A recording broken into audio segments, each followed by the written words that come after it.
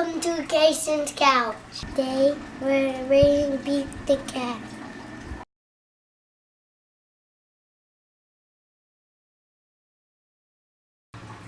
Meet Sir Pete, the bravest knight in the land. Sir Pete rides a horse and climbs towers.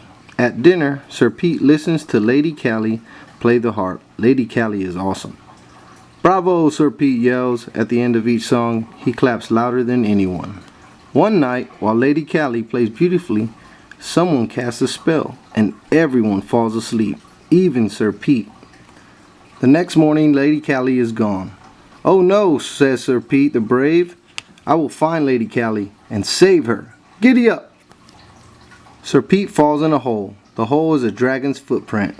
"Follow the footprints," Sir Pete says to his horse. The footprints stop. "Where did the dragon go?" Sir Pete looks up and sees the dragon flying across the lake with Lady Callie with her harp. Sir Pete can't fly, but he can row. Across the lake he goes. Sir Pete sees a dragon cave. He has to go inside, but it's very dark. Then he hears music. He must save Lady Callie. He won't be scared. He finds a harp, but no Lady Callie. Sir Pete will not give up. He climbs the highest hill. He looks around for Lady Callie. Then he hears a loud growl. Sir Pete is scared.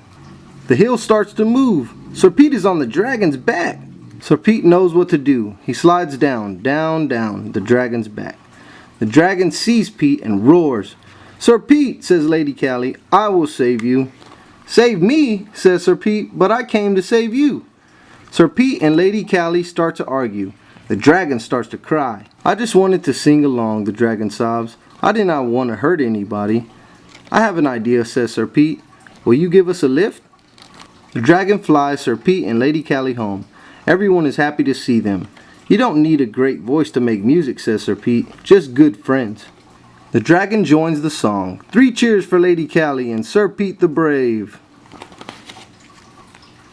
The end. The end. Thank you for watching.